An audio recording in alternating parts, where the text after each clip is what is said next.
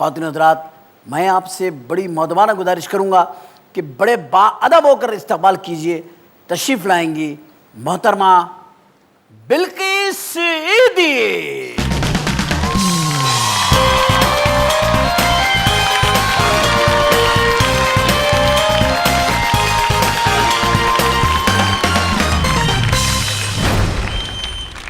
अस्सलाम वालेकुम। वालेकुम अस्सलाम।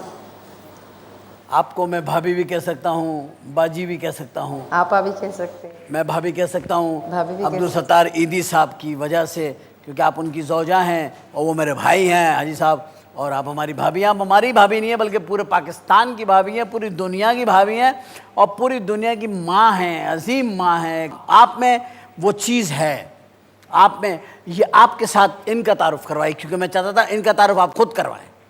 ये मेरी कज़न है। ये आपकी कज़न है, आपके साथ वर्क करती हैं? हाँ, वर्क भी करती है और मतलब मेरे 2 मैटरनिटी होम चलते हैं, उनमें 3-3 शिफ्टें चलती हैं, तो उनमें तकरीबन 100 लड़कियाँ हैं।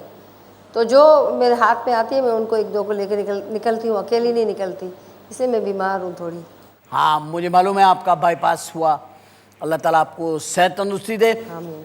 आज जैसा कि आपको पता है ये कितना खूबसूरत दिन है, और ये दिन इसलिए मनाया जाता है कि हम सब मिलकर अपनी माँओं को उनके मर्तबे, उनकी अज़मत, उनकी क़ुरबानियाँ, उनकी जो बच्चों के लिए उनके सारी ज़िंदगी वक़्फ़ कर देना, उसके तौर पर हम आज का दिन चाहते हैं कि सब लोग इज़हार तशक्कुर के तौर पर अपनी अपनी माँओं को मनाएं, उनसे अपनी मोहब्बत का इजहार करें। आप के जो इदारे हैं ईदी सेंटर के, उनमें आपने ऐसी माएँ भी रखी हुई हैं, ऐसी बहन बेटियां भी हैं, ऐसी बच्चियां भी हैं, ऐसे बच्चे भी हैं, ऐसे बूढ़े भी हैं, मतलब हर किस्म के लोग हैं। जहाँ मैंने विज़िट भी किया, मैंने देखा भी अपनी आंखों से, उनसे मुलाकातें भी की हैं।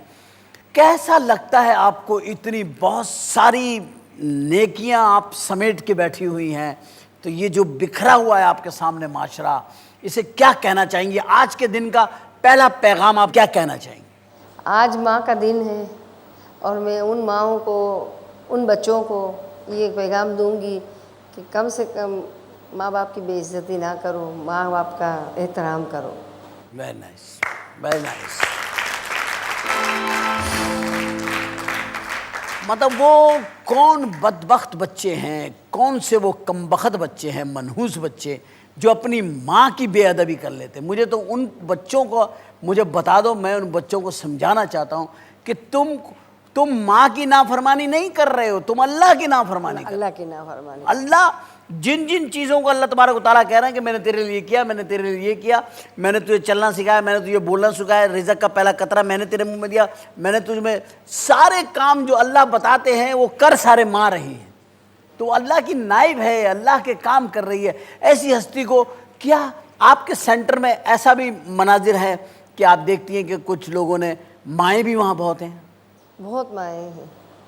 वो क्या है, वो क्यों है वहाँ? इसलिए कि जब आदमी औरत बड़ी उम्र में आ जाते हैं तो थोड़े से नफसियाती बच्चे जैसे हो जाते हैं।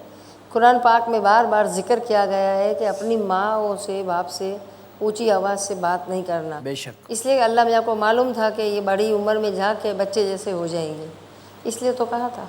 बेशक अल्लाह को तो सब बातों का इल्म है, उसकी तख्लीक की हुई कायनात है। लेकिन क्यों है वो बच्चे जो अपनी माँओं से नहीं, आपके सेंटर में जो माँओं को छोड़ के गए हैं, वो बच्चे क्या हैं? नहीं छोड़ के जाते थे, बाहर बाहर गेट पे बिठा के चले जाते हैं, ये अम्मा हमको मिली है, फिर वो बेचारी बोलेगी ये मेरा बेटा था।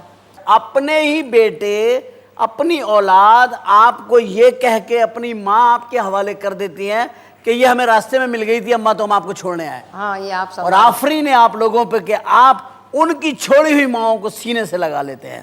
बड़ी बात, बड़ी बात, बड़ी बात।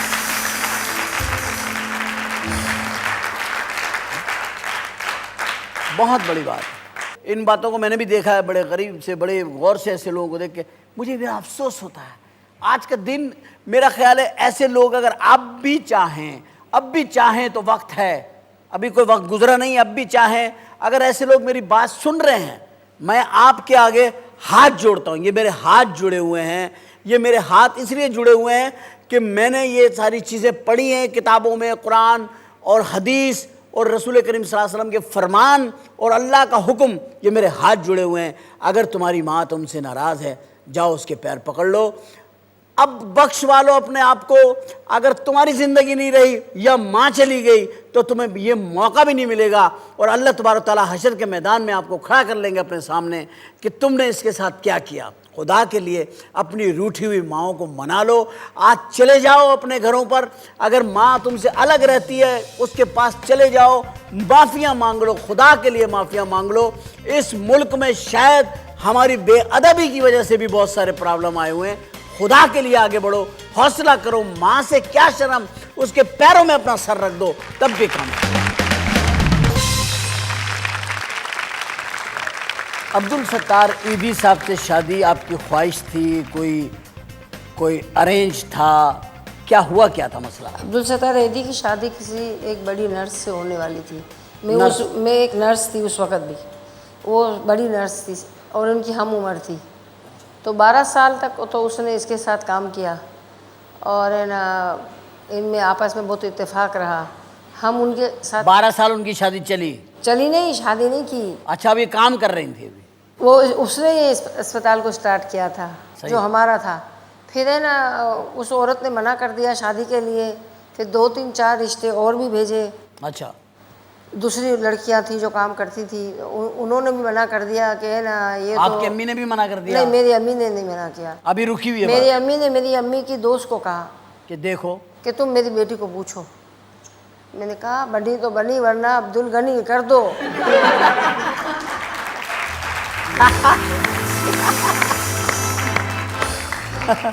बनी तो बनी, वरना अब्दुल गनी, वरना अब्दुल गनी तो बनी जाऊंगी। किसी और की। अच्छा, अम्मी ने कह दिया हाँ शादी कर दूंगी? नहीं, अम्मी ने मेरी अपनी दोस्त से मेरे को पूछवाया। लड़के को देखा अम्मी ने? नहीं, मेरी अम्मी जानती थी इनको। अच्छा। हमारा घर एक गली में इनका घर था, एक में इनका अस्पताल था।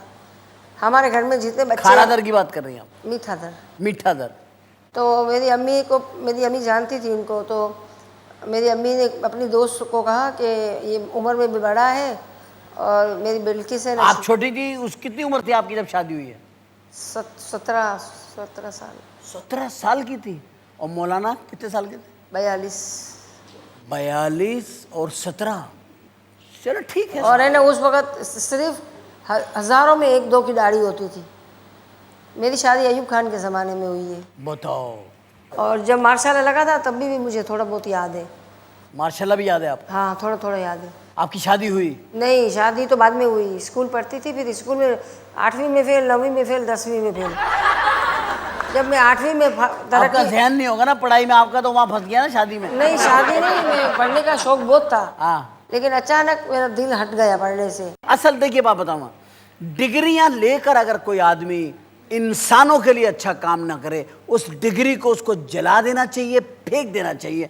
और अगर डिग्री के बगैर खुदा की दी हुई तालीम को आदमी अपना ले तो उससे बड़ी ना कोई सनद है, ना कोई डिग्री है, ना कोई मर्तबा है, ना कोई इज्जत है जो अल्लाह ने आपको अता की है। बगैर डिग्रियों के आपको अल्लाह ने अता की।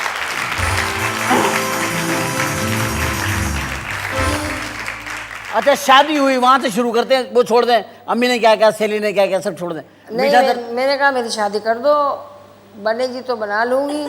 तो मुझे वो बड़ी नर्स मुझे अपने लेबर रूम में ले गई। बोलती है मारना है तो मीर को मार, फ़कीर को क्या मारती है। दोनों फ़कीरों ने एक दूसरे का हाथ पकड़ा, अल्लाह ने इनको शहंशाह बना दिया। क्या बात, क्या बात, क्या बात, बहुत अच्छी बात। एदी साहब का साल का शादी वाले दिन एदी साहब ने क्या तोहफा क्या दिया आपको? मेरी दोस्त थी बहुत पैसे वाली पंजाबी, उसके मियाँ ने उसको डायमंड की अंगूठी दी थी। तो जब मेरी शादी हुई तो मुझे 200 रुपये दे के छुपा, बोलते किसी को बोलना नहीं। 200 रुपये? बहुत कीमत थी 200 रुपये की, तो अंगूठी आ जाती थी सोने की। तो 200 रुपये कैश दे दिए? हाँ, 200, किसी को बताना नहीं मेरे को। बोले, मैं बोली हाँ नहीं बताऊँगी। शादी हो गई। शादी हो रोमांटिक कितने हैं मौलाना? बहुत ज़्यादा। आपको घुमाने ले जाते हैं एम्बुलेंस वगैरह में? नहीं, एम्बुलेंस में मैया छोड़ने जाते थे, मरीज छोड़ने जाते थे। बच्चे साथ होते थे, रास्ते में वो आते मैयत थे। छोड़ने जा रहे हैं, बच्चे भी साथ हैं हम बच्चे साथ चले जाते। कि चलो बेटा सैर भी हो जाएगी। हाँ, वापसी में अकेले होते थे ना, फिर पहले मैयत होती थी, हाँ। फिर मरीज होता था, फिर हम गांव छोड़ने जाते थे सिंध में, अंदरूनी Punjab.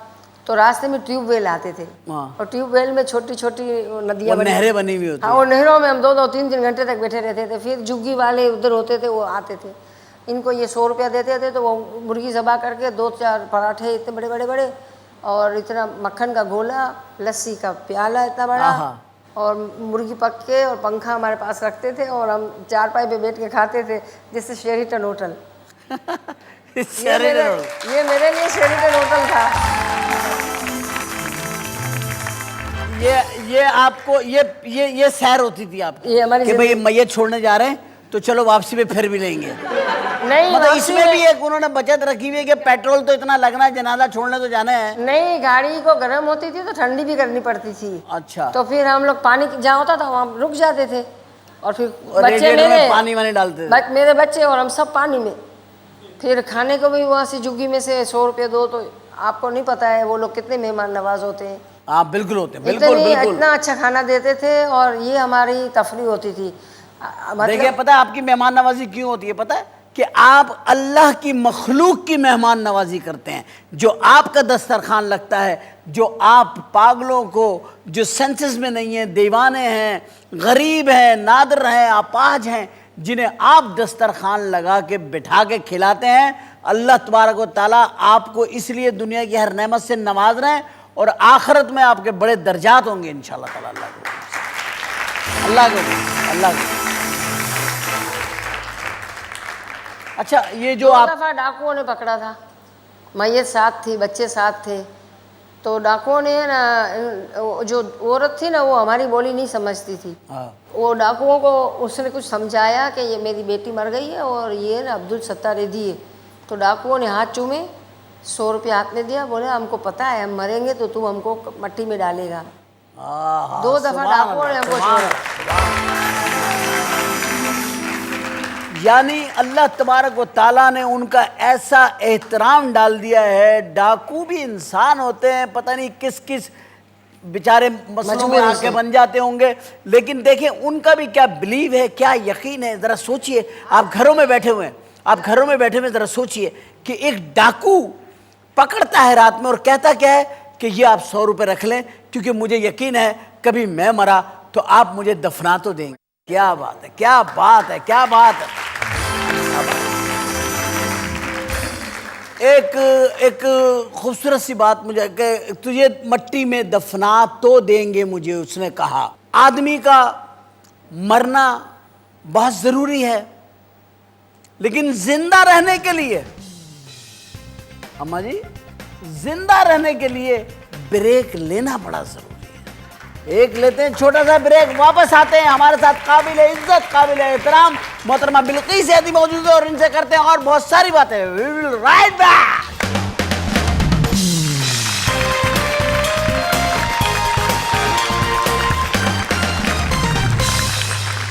Welcome back after break. और ब्रेक पे जाने से पहले हमने आपको बताया था, और आपको मालूम है, आप देख रहे हैं प्रोग्राम, और हमारे साथ मौजूद हैं तशरीफ़ फरमाए मोहतरमा बिल्किस एहती साहिबा, और इनके साथ तशरीफ़ फरमा है इनकी समझ लीजिए नवासी भी हैं, बेटी भी हैं, भांजी, जो समझ लें, क्योंकि इनके गिर्द जितने भी लोग हैं वो वही हैं जिनमें इन्होंने मोहब्बतें बांटी हैं। एक बात आपसे पूछना चाहता हूँ, बहुत अब तक आप कितने बच्चों को पाल चुकी हैं? मैंने 19,400 बच्चे तो गोद दिए हैं। माशाल्लाह, माशाल्लाह। और इससे डबल दफनाए हैं।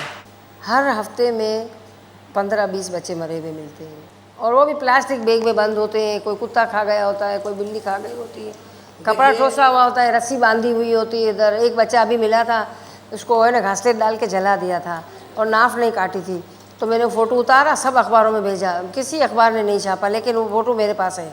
देखिए, एक बड़ा लम्हा फ़िक्रिया है। बच्चे अगर वो लीगल हो, इनलीगल हो, वो आखिर वो दुनिया में आते हैं, मासूम हैं। आप उनके साथ ये रवैया इख्तियार करते हैं तो एक खुदा की खलकत के साथ आप गलत काम करते हैं। लेकिन अगर आप उनको, आपने तो झूले भी रखे हुए हैं अपने, हर सेंटर में झूले, और हर सेंटर में झूले हैं। कितने झूले हैं आपके अब तक? 350 होंगे। 350 सेंटर में 350 झूले हैं, 350 रास्ते हैं आपके पास उस तक पहुंचने के। तो आप क्यों किसी इंसान के बच्चे की तजलील करते हैं? आप वो बच्चा उस झूले में रख दें, उसकी ज़िंदगी भी रहे, वो पल पोस भी जाए। आप अगर अपने गुनाह पे पर्दा डालने के लिए ऐसा करते हैं तो एक बात याद रखिए कि ये गुनाह आप दुनिया से तो पोशीदा रख सकते हैं कि लेकिन मेरा रब तो उसे देख रहा है। तो आप अपनी बदनामी के डर से उसकी जान ले लेते हैं, उसे झूले में रख दें। अच्छा, ये आपने बच्चे पाले इतने, अपने बच्चे कैसे आपने पाले, उनको टाइम दिया? हाँ, मैंने अपने बच्चों को टाइम दिया, बाप का टाइम भी दिया, माँ का भी टाइम दिया। और ना, मेरी माँ जो इस दुनिया में अब नहीं है, अल्लाह उनको गरी के रहमत करे। अल्लाह, सारा सवाब उसी को जाता है, क्योंकि मेरे 5 बच्चे मेरी माँ ने पाले। और मैं एक पाँव उधर रखती थी, एक पाँव इधर रखती थी, एक पाँव उधर रखती थी। गली में घर था, गली में अस्पताल था। तो मतलब है ना, मेरी माँ ने जितना, मेरे 2 भाई थे, तो भाई हमारे में शादी हो के भाई अलग रह जाते हैं। और मेरा मियाँ तो कभी घर आता नहीं था, और रात को कभी कभी खबरें सुनने आते थे 5-10 मिनट के लिए। 40 सालों में मेरे मियाँ ने 4 दिन मेरे बच्चों के साथ नहीं गुजारे, को भी घर गृहस्थी नहीं की। मेरी माँ कहती थी कि बेटा या तो किसी के बन जाओ या किसी को अपना लो। तो मेरी माँ है ना, उधर इंडिया में भी टीचर थी।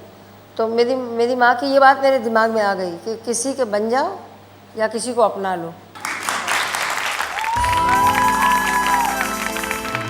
मतलब 40 सालों में आप कहती हैं 4 दिन इन्होंने मेरे बच्चों की वो साथ नहीं गुजारे, खाना नहीं साथ खाया। नहीं गुजारे, फिर भी ईद भी नहीं मनाई, कभी ईद नहीं मनाई। ये एक मैसेज नोट करें। जितनी खवातीन इस प्रोग्राम को देख रही हैं, मेरी माएँ, बहनें, बेटियां, बच्चियां, देखें कि कभी आपको इंसानियत के लिए काम करना पड़ता है। इन्होंने 40 साल ईदी साहब घर नहीं आए, 4 दिन बच्चों को नहीं, उन्होंने कोई लुक आफ्टर नहीं, किया। रोटी बैठ के नहीं खाई साथ, कभी साथ बैठ के रोटी नहीं खाई। बच्चे जो बड़े हो गए ना थोड़े थोड़े, तो टिफिन लेके अस्पताल में आते थे, दस्तरखान बिछाते थे, फिर बाप को बोलते थे हमारे साथ बैठ खाना खा। लेकिन मैंने कभी बच्चों को नेगेटिव सोच नहीं दी, कभी भी नेगेटिव सोच। आपने नहीं कहा कि नहीं बेटा ये हमें टाइम नहीं देता, ये तुम्हारा बाप यूं कर रहा है? नहीं, मैं इनको घुमाने फिराने ले जाती थी, फिल्मों में ले जाती थी। मेरे को मेरी फिल्में भी देखती थी? बहुत फिल्में देखती थी। कसम से? नगीना सिनेमा में ना पहले 8 आने में टिकट मिलती थी। 8 आने की टिकट में? 8 आने की टिकट मिलती थी। और है ना, मतलब कौन सी फिल्में देखती थी? किस हीरोइन की? नरगिस, राज कपूर। और इंडिया की नरगिस? पहले वो फिल्में आती थी ना। हमारी नरगिस भी तो है, बड़ी तबाही मचाई उसने। वो नरगिस, वो अच्छा वो वाली राज कपूर वाली नरगिस? हाँ, राज कपूर, संजय दत्त की अम्मी। हाँ, सुनील दत्त की वाइफ। संजय को जब पकड़ लिया था तो मैंने लेटर फैक्स किया था। अच्छा। कि इसके माँ बाप ने इंडिया पे बहुत बड़े एहसान किए हैं, इसको अंदर जेल में नहीं डालो, इसलिए ये नफसियाती हो जाएगा। फिर वेरी गुड, आपने यहाँ से लेटर लिखा था। वेरी नाइस, बहुत अच्छी बात। संजय दत्त को इस बात का पता चला होगा तो यकीनी तौर पर उसके दिल में भी आपके लिए बड़ा सॉफ्ट कॉर्नर होगा। बहुत अच्छा इंसान है वो। इंडिया से 4 अवार्ड लेके आई हूँ। इंडिया से 4 अवार्ड लाई हूँ। लो, इंडिया से लोग, ओ क्या बात। पाकिस्तान का नाम हुआ ना। बेशक 4 अवार्ड मिले, वो पाकिस्तान कौम को मिले, वो पाकिस्तान की उस माँ को मिले जिसने अपने किरदार से ये अवार्ड हासिल किए। इसमें किसी का एहसान नहीं है आपके ऊपर।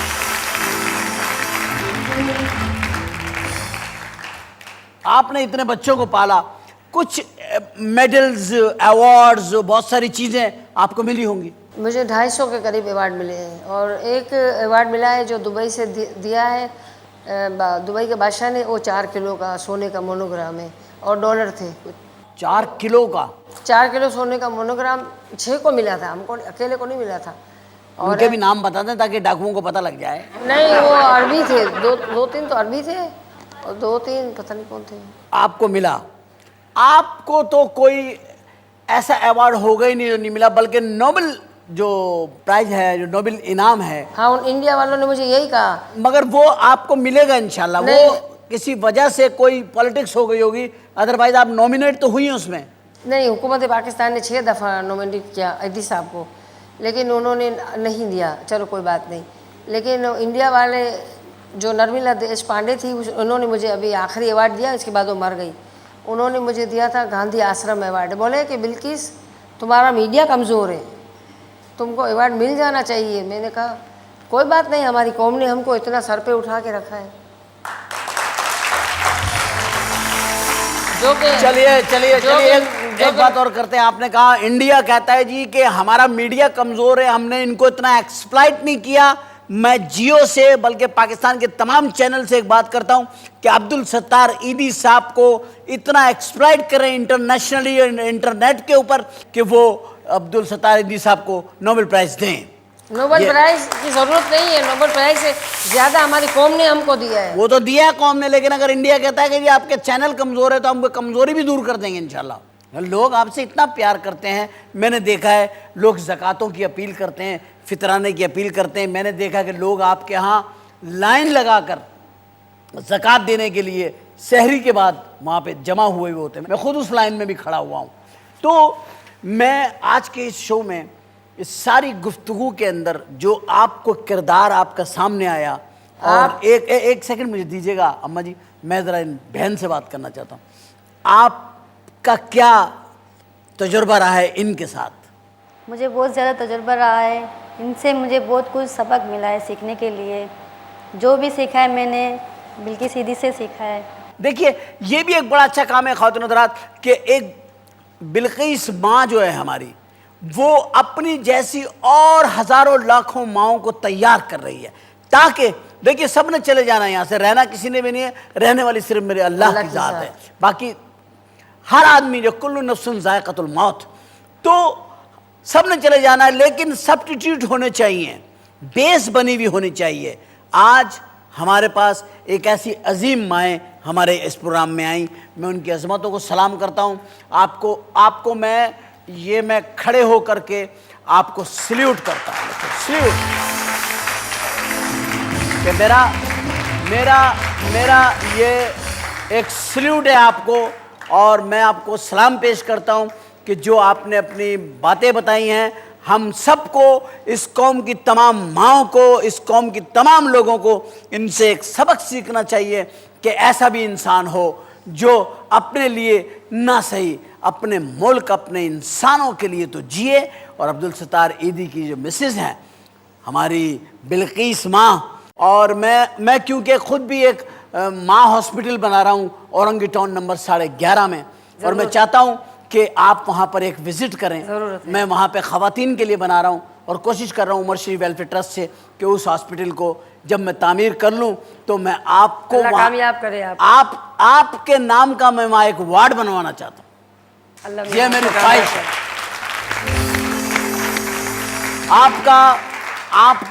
आपका बहुत शुक्रिया, आपने ये लम्हात देकर मुझे बहुत इज़्ज़त बख्शी हमारे प्रोग्राम को। और आज के इस मदर डे में हमने आज ऐसी माएँ 2 पेश करी जिन्होंने मिसालें कायम की हैं।